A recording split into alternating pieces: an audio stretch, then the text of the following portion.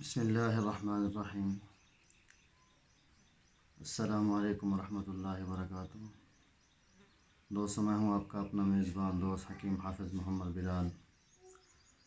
دوستوں، پہلے کی طرح میں آج آپ لوگوں کے لیے بہت ہی زبردست نسخہ لے کر حاضر ہوا ہوں۔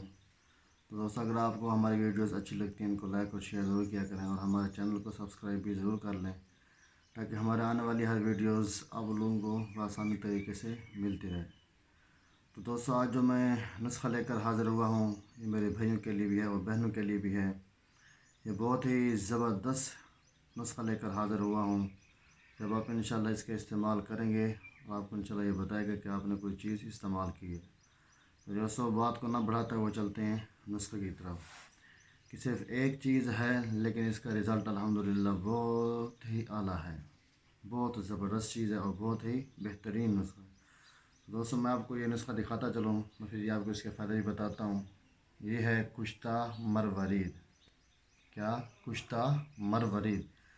دوستوں، اس کے کشتہ مروارید کے فائدے یہ ہیں کہ ایسے مریض جو دماغی طور سے کاروبار کی وجہ سے، کام کاج کی وجہ سے، یا ویسے جسمانی بیماریوں کمزوری کی وجہ سے دماغی طور سے بالکل کمزور ہو چکے ہوتے ہیں، ان کے لیے یہ بالکل بہترین نسخہ ہے، دل و دماغ دونوں کے لیے۔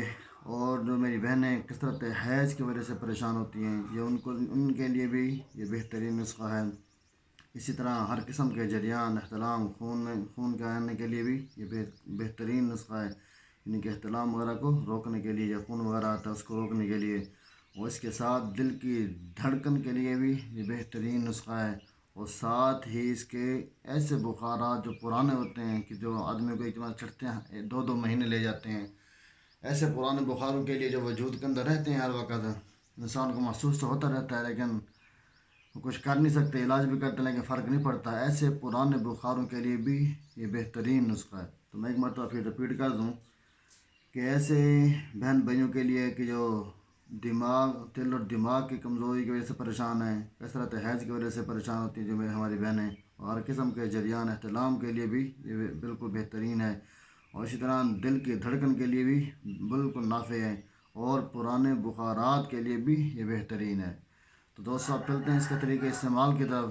اس کا طریقہ استعمال یہ ہے کہ آپ نے خالی پیٹ مکھن کے اندر رکھ کے اس کو یوز کرنا ہے، یا پھر بلئی کے ساتھ، یا مکھن یا بلئی۔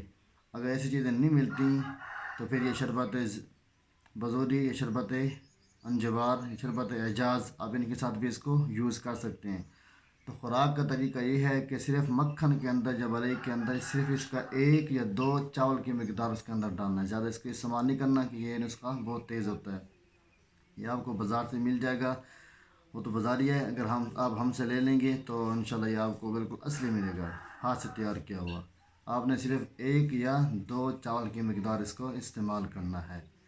تو دوستوں، اگر آپ کو یہ ہماری ویڈیو اچھی لگیں، آپ کو فائدہ دیں، تو جتنا ہو سکے ان کو زیادہ سے زیادہ شیئر کیا کریں تاکہ اس سے اور بھی ہمارے بہن بھائی اس سے فائدہ اٹھائیں۔